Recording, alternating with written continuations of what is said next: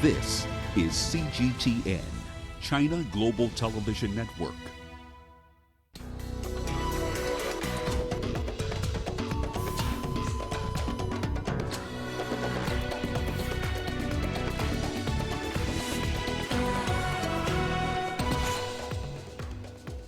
West African bloc ECOWAS makes new appeal for swift transition to civilian rule in Mali.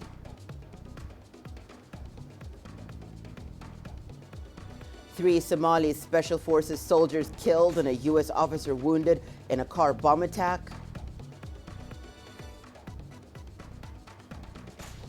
And Libya's Misrata residents vote in local elections amid a ceasefire. Hello and welcome to Africa Live. You are watching Africa Live. I'm Hannah Viviers, and here are more stories making headlines in the world of business. Thank you very much, Hannah. Here's what's coming up in the course of the hour. Ethiopia's government will sell 5% of its mobile service monopoly firm Ethio Telecom to the country's citizens. And West African leaders are also debating a single currency at the ECOWAS summit in Niger. We'll have the details on those stories and plenty more coming your way in the course of the hour. But now let's start with the latest in current affairs with Hannah. Thank you so much, Raman. We'll see you in a bit. We'll begin in Somalia, where 20 people, including 3 Somali Special Forces soldiers, have been killed in a car bomb attack. A U.S. officer has been seriously wounded in the incident. According to a regional Somali government official, the bombing took place outside the Special Forces base in Somalia's port city of Kismayo. Al-Qaeda-linked militia group Al-Shabaab has claimed responsibility for the attack. Al-Shabaab has been fighting to topple Somalia's central government since 2008 to establish its own rule based on its own harsh interpretation of Islam's Sharia law. Meanwhile, residents of Libya's western city of Misrata have been participating in municipal elections. This comes amid an ongoing shaky ceasefire signed between the internationally recognized Tripoli-based government and the Eastern administration. As Muhammad Abubakar reports, some locals are still apprehensive. Between apathy and hope, Libyans in Misrata vote in municipal elections. The guns may be silent for now in Libya as a shaky ceasefire holds, but some fear it might just be a lull before another storm. For residents in Misrata, coming out to cast their ballots has drawn mixed reactions. Some are hopeful, while others are still pessimistic. I was, of course, forced to participate in today's election because I didn't want to leave my place empty. But in reality, I have reservations about elections in general. We've had many experiences with elections in the past, such as with the Parliament and the Constitutional Committee. In Misrata, we have 3 previous experiences with municipal elections, and so the results could be negative again. We honestly thank God for this much-awaited day in order to practice democracy. I hope that whoever wins will serve the city.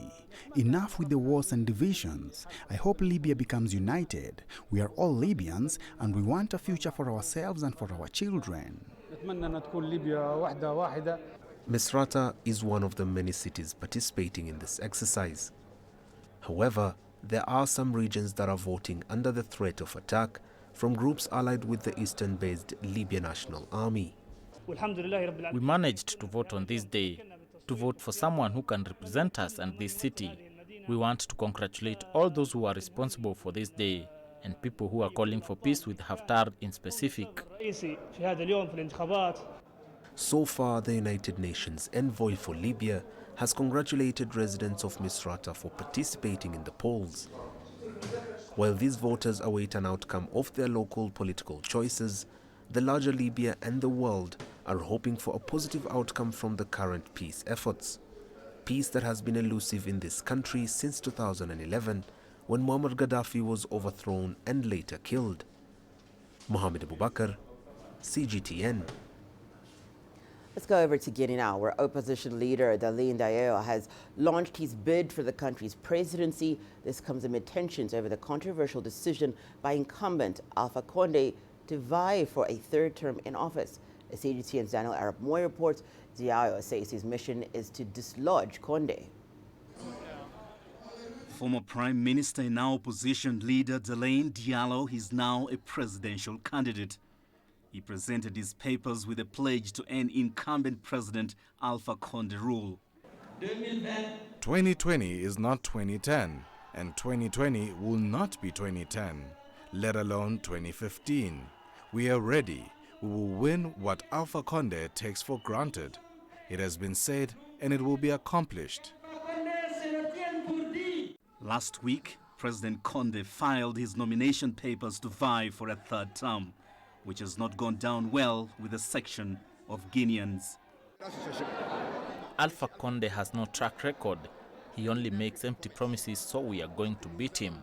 We are going to crush him during these elections in honor of the 200 young people who were killed because of Alpha Condé's ambitions. It is through the ballot box that we will face him, and it is at the ballot that we will beat him. Condé pushed through a constitutional amendment that allowed him to stand for a third term. Many opposition groups have condemned him, and he's banking on his support base to achieve his dreams. It is therefore in the interest of this shared interest of liberating our country from dictatorship that I accept your decision to introduce me as a candidate in the presidential election of October 18, 2020. Several people have been killed in protests reported in parts of Conakry. Diallo served as Prime Minister between 2004 and 2006 under former President Lansana Conté. He assumed leadership of opposition UFDG party in 2007. He is the 8th candidate to declare interest in the top seat in what could be a crowded race. Daniel Arap Moy, CGTN. Well, West African Regional Bloc ECOWAS has made a fresh appeal to Mali to make a swift transition to civilian rule. ECOWAS has also called for elections within 12 months and urged the military junta to help in restoring stability. Following the August 18th military coup, the 15-member bloc placed sanctions on Mali, which included border closures as well as bans on trade and financial flows. ECOWAS says it has a responsibility to help Mali re-establish institutions of governance. Well, CGTN's Deji Badmus now joins us from Lagos for more on that story. Deji, ECOWAS met today in Niger. What was the outcome of discussions there? Well, thank you very much. We're still waiting for ECOWAS now to release the communique. As we speak at the moment, the communique is being signed by the various leaders. So after the signing of the communique, of course, it will be read and then presented to the public. But of course, from some of the discussions there during the summit itself, especially from what President Muhammadu Buhari said, and of course the outgoing chairman of the ECOWAS, that's the president of Niger, on Mali, the organization wants a swift transfer of power now to the civilian.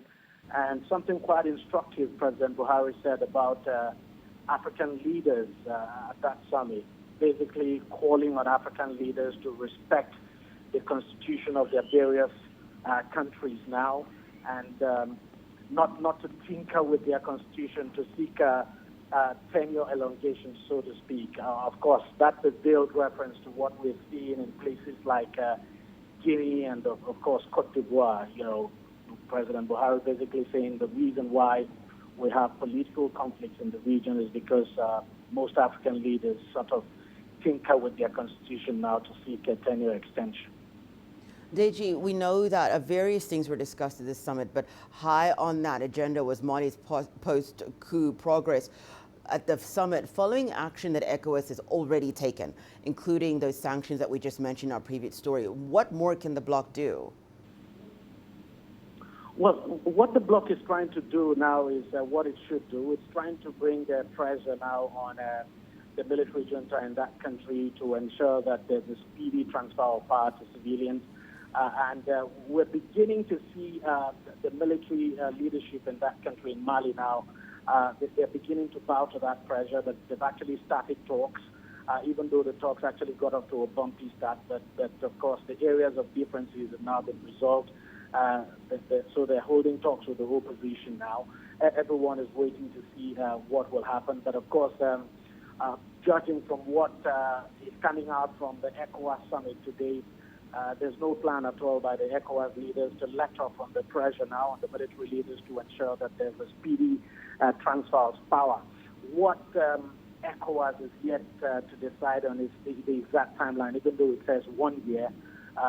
The leadership, the military leadership in Mali now has actually not committed to a time frame, that has accepted that it would hand over power to a civilian government, so to speak, as soon as possible. So everyone is waiting to see how the talks now between the military leaders in Mali and the opposition, of course, how those talks go. And after the talks, we would have a clear idea as to where Mali is headed, say, in the next 1 year. Thank you for that, Deji. Deji Badmus joining us live on the line from Lagos. Well, it's Tunisia now, where President Kais Saied has condemned Sunday's attack that took place in the coastal resort town of Sousse, killing one security officer and injuring another. According to authorities, 3 suspected Islamist militants rammed their vehicle into security officers and attacked them with knives before being shot dead by Tunisian forces. This is not the first time Sousse has experienced such an attack. In June 2015, a mass shooting occurred at the tourist resort of Port El Kantouy, killing about 38 people. The attack dealt a heavy blow to Tunisia's tourism sector, which is a pillar of its economy. The Tunisian people, the security units and military forces are able to protect every inch of our homeland and provide public security. I do not know the intentions, the arrangements of those who carried out this terrorist act, but they did not succeed in the past and will not succeed in the future. Their dreams will be broken against a thick wall. South Africans will have one more option on their ballot papers when they go to the polls in next year's local government elections. Former Johannesburg Democratic Alliance Mayor Herman Mashaba has recently launched Action SA, a new opposition political party. CGTN's Julie Shaya has more. According to Herman Mashaba, 2.4 million South Africans are placing their trust on him, and he's hoping his new opposition party, Action SA, can attract respondents and first-time voters. 60% of the people of the 2.4 million people who engaged us to say, please form a political party in writing, 60% of them are coming from the 18.5 million people who did not vote. Last year, Mashaba stepped down as Johannesburg mayor and a member of the Democratic Alliance, the main opposition to the ruling ANC. He's back to shake up the political scene and is promising a non-racial party open to South Africans who are tired of injustice and corruption. People of South Africa are looking for a party that can be unapologetic to push a strategy of non-racialism, free market economy where government can play as minimal role as possible in the economy, allow the private sector to play the role. People of South Africa are looking for social justice. We're a country where politicians are still in this country, left, right, and center. Our people are being murdered. Our women are being raped. When people voted the party that's in power right now, people had the hopes that they would take them out of poverty and there'd be equality and all that. But it's the very same people that have incarcerated people to the chains of poverty as a result of corruption and incompetence. Action SA wants to contest in 3 municipalities in 2021. But are South Africans ready for another opposition party? In South Africa, it's not a problem of whether new party will be welcome or not.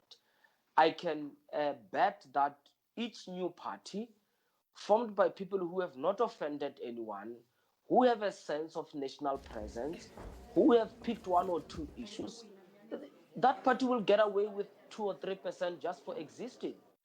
The difficulty is them sustaining and building an institutional mechanism.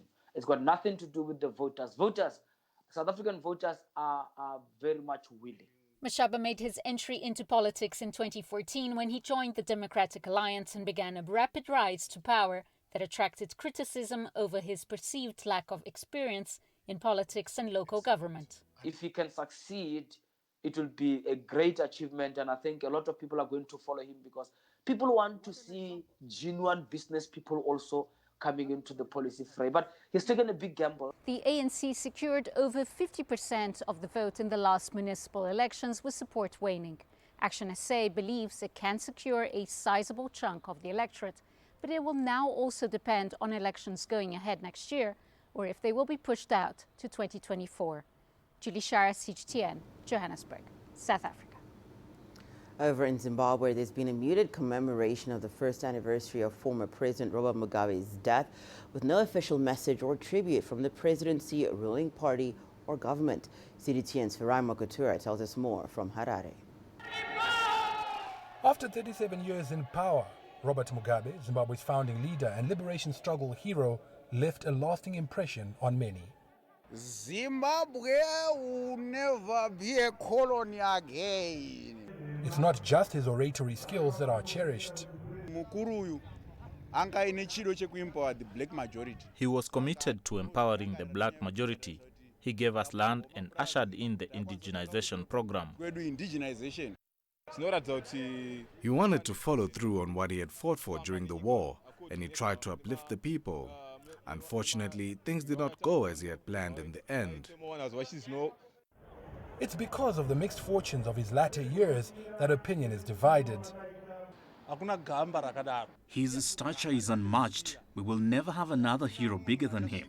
Unfortunately, something happened to him over the years, and he ended up destroying the future of many young people because of his economic policies. He was a man in heart. Mugabe's ouster in 2017 soured relations with his former lieutenants right up to his death. Mugabe was unanimously declared a national hero, and construction work had even begun for a mausoleum at the National Hero Shrine for him. However, his body is not interred there. A public tussle between the family and government played out in the days following his death. Ultimately, Mugabe's wishes prevailed, a private burial at his rural home in Zimba. Farai Makutuya, CGTN, Harare, Zimbabwe. Well, it's time now for us to take a short break and return. More news making headlines, including Hong Kong wraps up first week of voluntary mass COVID-19 testing. And WHO China chief says cooperation is essential for pandemic response. In Africa, 1 in nearly 4,000 people are born with albinism. Dangerous myths and misconceptions surrounding the condition means many people with albinism are in constant danger, especially women and children. My name is Regina Mary Ndlovu. I have felt the hurt of violence throughout my life. You see me, you see the fun, you see the greatness, but you don't know the pain I feel every day. I have decided enough is enough and started my own online talk show, My Voice, Albinism, The New Era. We need the world to hear our voices and save lives. The sexual violence is in relation to the myths, as far as I know. Do you know how huge of a life-threatening is that? If I can cure HIV, what are you saying? I can save the world, but I need to be dead first. They tell me beauty is in the eye of the beholder, and I'm holding this world in my hands.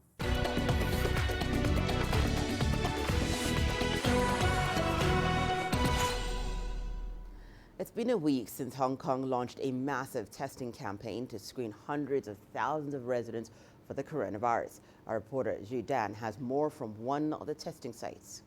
Here, as you can see behind me, is one of the 141 community testing centers. This sports stadium has been fully booked for the next few days. Another 43 testing centers have been fully booked, and the scheme may be extended for 3 more days to September 14th. The Secretary for the Civil Service, Patrick Nip, on Sunday said that the universal COVID-19 testing program has identified 10 patients so far, including 4 previously confirmed cases. He said around 1.08 million people have signed up for the community-wide testing scheme, with more than 860,000 people have had their test samples taken already. I just think it's almost civic duty. And I think the more data that people get, the better chance we have of controlling it. It's good for me, good for the health services, so it just makes sense. I've just been tested. It was very smooth and quick. My daughter will come later. It's for ourselves and others. Because it's such a good facility by the government. I bring with me my, my mate from Philippines, to double check if they are, okay. The metro system in Delhi has reopened for the first time in 169 days. It's about 5 months. It comes despite soaring cases of COVID-19 cases in India, which is now the second hardest hit country in the world, behind the United States. Ishan Garg reports from New Delhi. This metro station is coming to life after almost 5 months. Pre-COVID, Delhi's metro would ferry around 4 million people every single day, but now the numbers are expected to be way less than that. For starters, only one part of Delhi's massive metro network is restarting. The remaining parts will start later in the week. Travel is permitted only for a few hours in the day, a 4-hour block each in the morning and in the evening. Automatic thermal scanners are placed at the platforms along with sanitizer dispensing machines. Passengers are expected to maintain social distancing and wear a mask at all times. They also have to leave a vacant seat between two travelers. But despite all the measures, some are still nervous. Inside the metro also there is a social distancing. There's a gap between a seat and then they're sitting like that. So I guess relevant precautions are being taken. So it's let's hope for the best. So I think it's safe and I feel comfortable because it's up to you how you are taking precautions. Almost always punctual and cutting through Delhi's heavy traffic, the metro is very popular among the city's middle class. But as cases of COVID-19 continue to soar, the risk of transmission in what's essentially a closed metal tube on wheels remains high. But the government says people must now learn to live with the virus. It wants to bring India's economic activity back to pre-COVID levels, and lifting restrictions on travel is an essential component of it. As people in Delhi return to what's being called the new normal, experts say the cases of COVID-19 will continue to rise, peaking in November. But with the metros starting, residents of New Delhi are hoping for safe travels. Ishan Garg, CGTN, New Delhi. The World Health Organization has praised an ongoing trade expo in Beijing for its focus on public health. The WHO's representative in China says cooperation is critical to beating the pandemic. Dr. Galia, the forum adopted the Beijing initiative to call for more global cooperation in fighting the pandemic. Why is more cooperation necessary at this point in time? Between countries, there is the need for cooperation in such things as research. We have spoken at the conference of more than 10,000 papers that have been published. This large mobilization of scientists around the world, and also around WHO's research and development blueprint and trials on therapeutics and vaccines, such as the Solidarity trial that WHO is running. These are important areas. Advancing knowledge in one country helps all countries advance their knowledge as we share scientific achievements. And also, there needs to be cooperation in the area of aid. Some countries that have more resources, countries that have more need, there needs to be ways in which one ensures sustainable and equitable access to therapeutics, to protective equipment, personal protective equipment, to vaccines eventually when they complete their trials, and diagnostic kits in order to be able to identify and count the cases, as well as provide them with the right quarantine, isolation, and contact tracing, as well as the treatment that they need in order to limit mortality. So cooperation is a central word in all our response to a virus that is now spread all over the world. In your work with China to promote global pandemic cooperation, what are your thoughts about China's contribution in this process? So we have seen that since January, when the genome of the virus being shared globally, the growth of the knowledge of both public health and clinical guidelines that have been shared with other countries. And indeed, we've seen global cooperation in terms of both multilateral and bilateral cooperation. So there have been a number of important contributions that have to be recognized. Not least is the knowledge of how to handle individual outbreaks.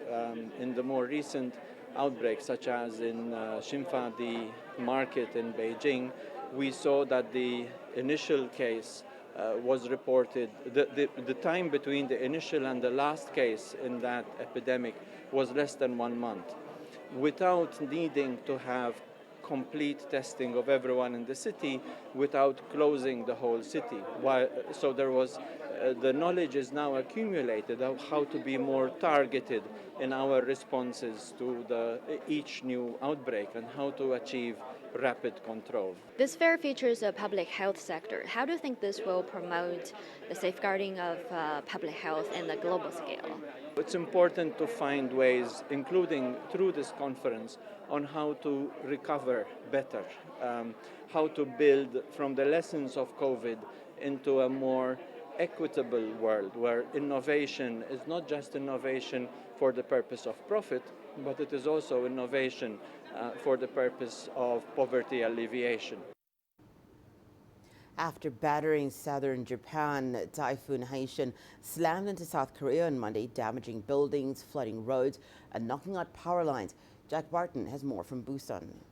Typhoon Haishan struck first here in Busan with wind speeds strong enough to roll moving cars and dislodge rocks, but did not make landfall until it hit Ulsan further up the east coast. Seoul had already put the country on its highest typhoon warning level before Haishan struck. More than 300 flights had to be cancelled, along with above-ground rail services to Busan. There were also widespread power outages, with work crews moving in behind the typhoon to try reconnect people as quickly as possible. Thousands of fishing boats were moved to safety and more than 1,600 residents were evacuated due to the possibility of landslides. Some residents who were flooded by Typhoon Maysak last week managed to take precautionary measures, though basements were still flooded and industrial areas were hit hard with widespread damage caused by the third typhoon to strike the peninsula in as many weeks. Haishan hit Korea after plowing through Okinawa and other southern Japanese islands over the weekend. The latest typhoon comes at the end of what has been the wettest ever rainy season on the Korean peninsula since records began, which has already caused widespread damage to infrastructure and agriculture on both sides of the demilitarized zone. Jack Barton, CGTN, Busan. Let's return to the continent now. With Uganda, a team of engineers has designed a touchless hand washing machine to help prevent the spread of COVID-19. The country continues to record a spike in coronavirus cases and has reported over 3,500 infections and 41 deaths. To help curb the transmission of the virus, the contactless hand washing machines are now being installed in public places like markets and hospitals. CGTN's Hilary Ayesiga has more. As the campaign against the COVID-19 pandemic continues across Uganda, these scientists are promoting a new way of safely washing hands at Kasubi Market in the capital, Kampala. No touch, wash properly without bothering the time or what, these things of singing, getting the soap, required amount of soap, required amount of water in a smart way, responsive, that it can communicate with you in the sense that you do not know how to wash hands properly.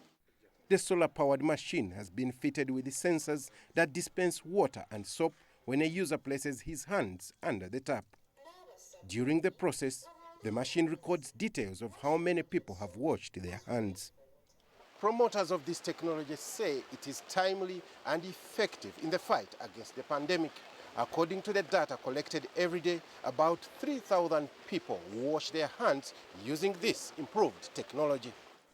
And the public is upbeat about the new technology. When transacting with money, you can easily contract coronavirus. But with this machine, when you touch the money, you wash your hands. Kampala metropolitan area has recorded an over 50% spike in cases in the last 1 month. The health ministry says people have stopped taking safety measures like washing hands and sanitizing seriously. In the markets, people are not wearing masks. There are no hand washing facilities, meaning Ugandans forgot where we came from. And unless we return to our initial determination and commitment to prevent COVID, the numbers will continue to increase. This team of engineers has so far installed 30 machines around the capital, Kampala, but they are not enough. If the government could do something regarding these machines and put especially in markets, because markets is where we have so many people, I will tell you this COVID issue will be no more. The project is funded by the government of Uganda, Makerere University, and 2 companies from the United States of America at a cost of $30,000. The engineers say that if they get more funding, they will be able to roll out the service to other parts of the country and help more people avoid getting COVID-19. Hilara Isiga, CGTN, Kampala, Uganda. Well, I'll be standing by to bring you more news, including the latest from the world of sport. But for now, let's take a look at what's happening in the world of business with Rama. Thank you very much, Hannah. Here's what's coming up in business news. Ethiopia's government will sell 5% of the mobile service monopoly, Ethio Telecom, to the country's citizens. And West African leaders are debating a single currency at the ECOWAS summit in Niger. Africa is the nexus of enterprise, and global business will tell you why it matters. From the mega investment projects to multi-billion-dollar mergers and acquisitions. Africa today collects, just in terms of revenues from taxes alone, $545 billion a year. If you take 10% of that and you devote it to the energy sector, problem solved. All this on Global Business, weekdays at this time on CGTN.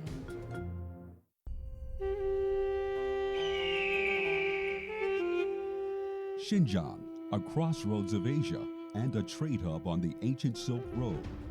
A sixth of China's territory, it's now home to 25 million people of different ethnicities. In this series, CGTN explores the length and breadth of this geographically and ethnically diverse region. For 4 weeks, we'll bring our 5,000-mile journey to you live. Join us as we travel through history, document modern-day Xinjiang, and reveal its natural beauty and discover what makes the region so distinctive. Amazing Xinjiang on CGTN.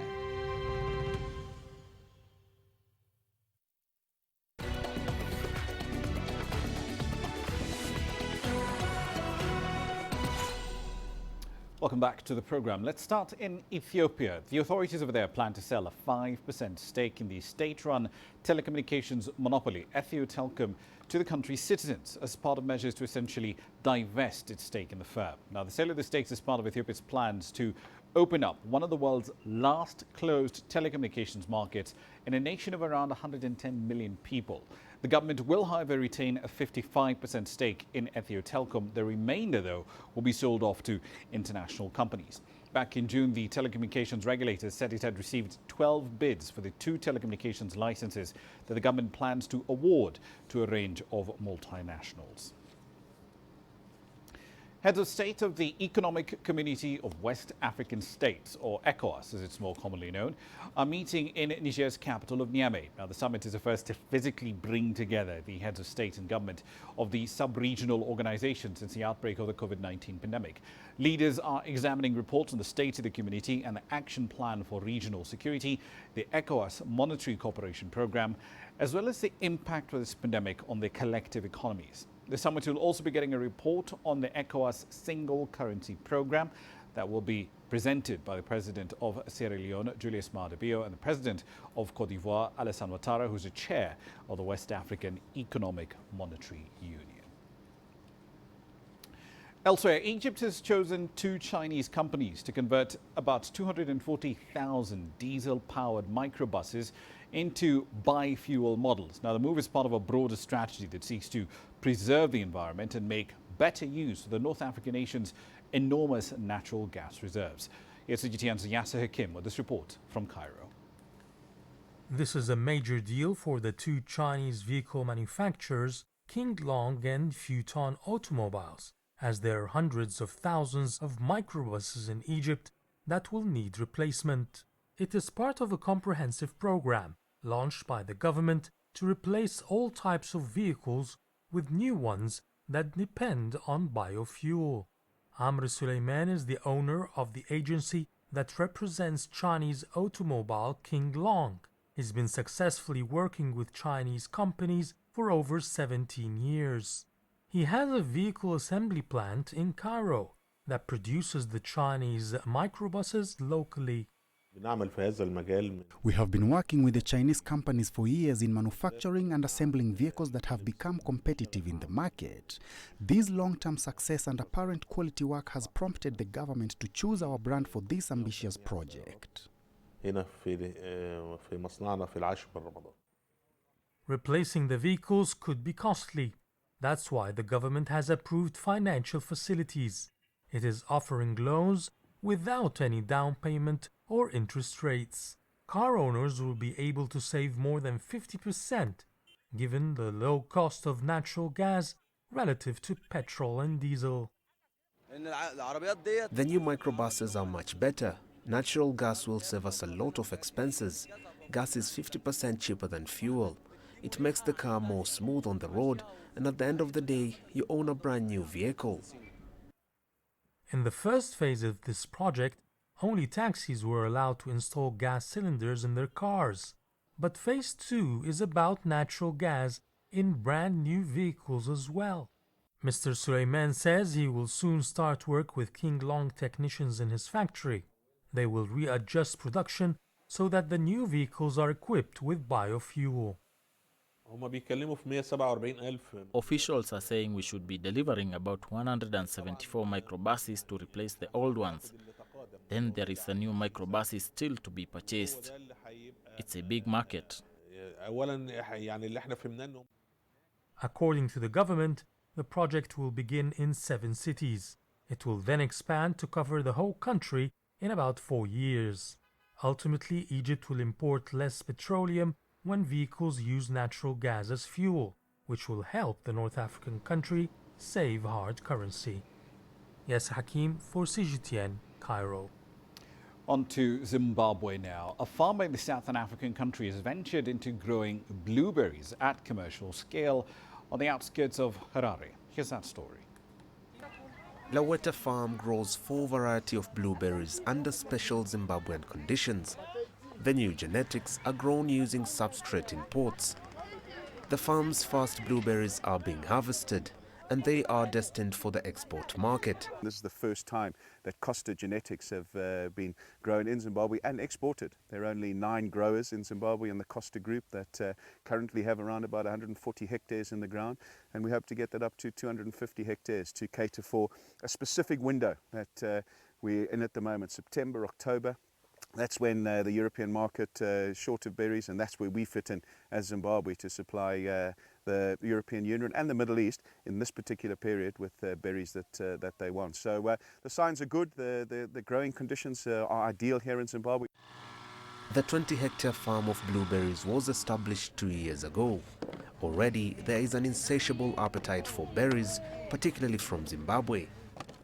Owners are looking into expanding the operation to 50 hectares by 2021. The onset of the COVID crisis, we did have some challenges insofar as freight was concerned, availability of freight, the cost of freight, because there were a lot of people wanting to try and get different produce to market that had used different channels, so had used passenger planes. Now they were trying to use freighters and putting pressure on the freighter market. So there were challenges initially, but that sort of resolved itself now, and a lot of countries have opened up again. So we're finding at the moment that from here to farm to the airport, we can send our product any time of day, 24 hours a day. There'll be receivers there at the airport to make sure that it's handled properly, that the temperatures are right, and that it gets on the aeroplane in tip-top condition.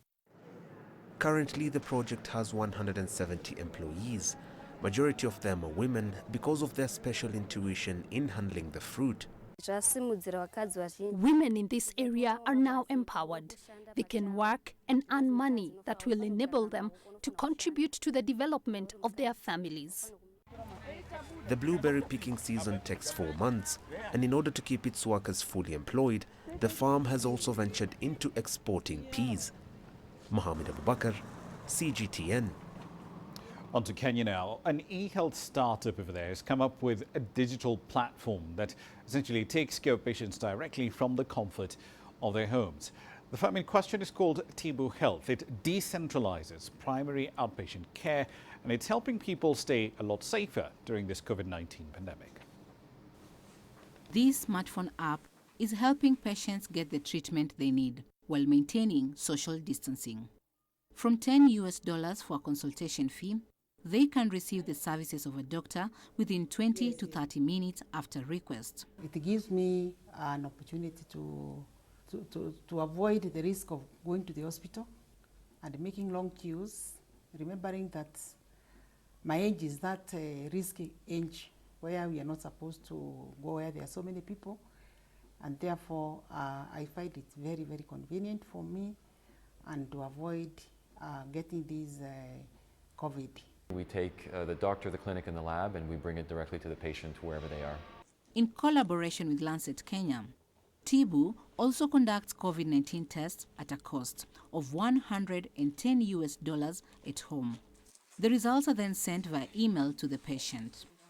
The platform is particularly relevant during the coronavirus pandemic, a time when many vulnerable people would prefer to stay at their homes and avoid hospitals. So in this time of the COVID pandemic, there's 50 to 60% decrease in visits to clinics and hospitals. So we're a strategic solution where we are able to deliver the healthcare services to people and keep them out of those locations. And they're worried to go to those locations for exposure to COVID, so they prefer to stay home and safe. Launched in May, patients can request medical assistance, after which they get paired up with the closest doctor. The medical practitioner then heads to their homes, depending on the level of urgency. For us, it's extremely relevant that we can bring the healthcare services to the patient, keep them safe, keep them comfy at home. It's very private. All of the data that is collected is encrypted. It's not stored on the patient's phone. It all gets shot up to our servers. So now the patients have access to all of their medical records on demand, which is an extremely powerful follow-up tool in the healthcare continuum. The app currently has 2,300 users within Nairobi, as Kenyans continue to embrace technology in the healthcare industry. Chao Muhono, CGTN. One last story for you, this time away from African shores. The UK's trade talks with Europe hit a bit of a snag on Monday. British ministers apparently are planning new legislation that will override key parts of the Brexit withdrawal agreement. Now, negotiations between the UK and the EU are due to resume on Tuesday, the 8th of September. But sources say that this new bill essentially threatens to derail the implementation of the agreed-to Brexit plan. The bill in question is due to be published on Wednesday, so we'll have all the full details on it then. It does, however, call for a new UK internal market, which critics say will undermine food and environmental regulations. The head of the EU Commission, Ursula von der Leyen, has called on the British government to fulfil its obligations under international law. Boris Johnson's government has set a deadline of October the 15th to strike a new deal. And we'll leave it there for the time being. I'll be back at the top of the hour, though. In global business, African candidates are gearing up for what seems to be a rather tight race to replace the WTO Secretary General Roberto Azevedo. His term ended at the end of August. What are their chances and what are they bringing to the table? We'll find out at the top of the hour. See you in global business. For now, back to Hannah. Always fascinating, Rama. We'll see you in a bit. For now, let's take a short break and return. More news. Kenya reports over 300 wildebeest deaths in one weekend during the Great Migration in the Masai Mara.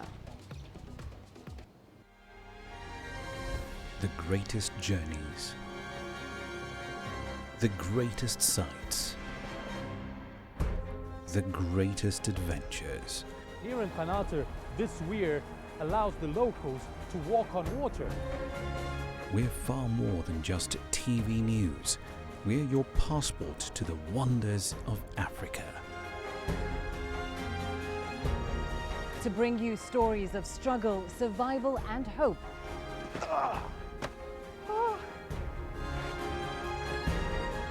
So let's explore.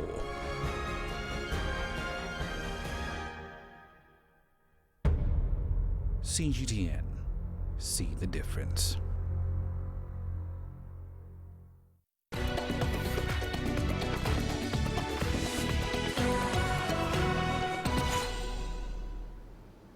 Welcome back. Well, every year during the Great Migration in Masai Mara, animals die in their droves as they cross the Mara River. This year, though, has seen an unusually high death toll, with park authorities reporting the deaths of over 300 wildebeest over one weekend alone. CGTN's Wilkes Nyawa tells us more. It's a tale as old as time, a phenomenon that needs no prompting. The Great Wildebeest Migration is one of the most phenomenal natural spectacles in the world. Every year, from late June to September, the Mara welcomes the great migration of thousands of wildebeest, zebras, gazelles, elands and impalas from the Serengeti in Tanzania to Masai Mara in Kenya. They migrate throughout the year, constantly seeking fresh grazing land. The Mara River crossing is considered the climax of the migration period.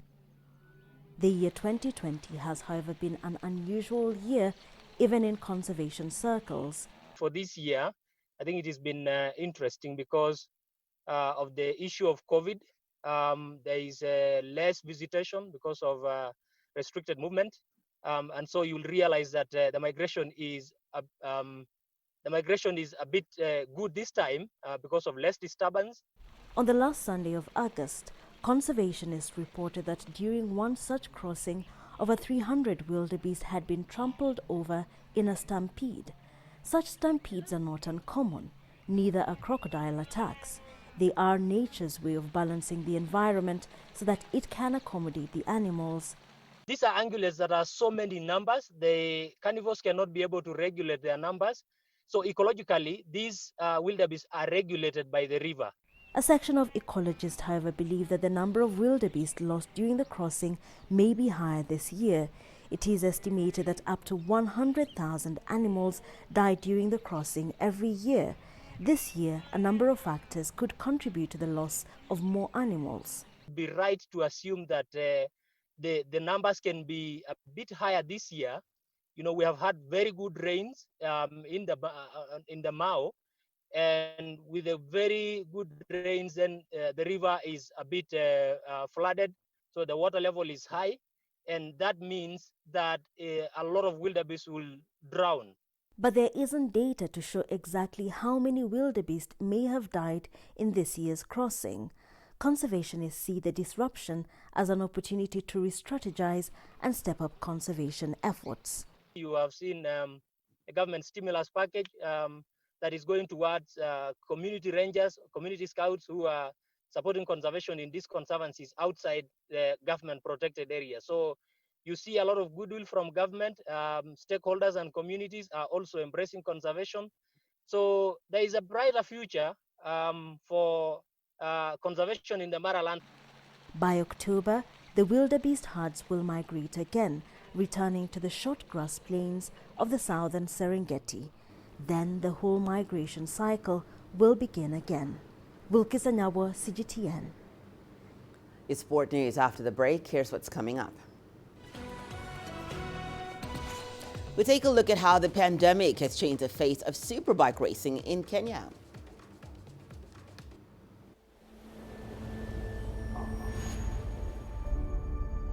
How would you create your legend? On the fields, on the tracks, in the arenas of Africa. Were you born to be a player? Could this moment be yours?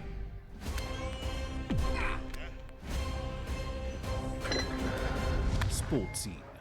Find your game.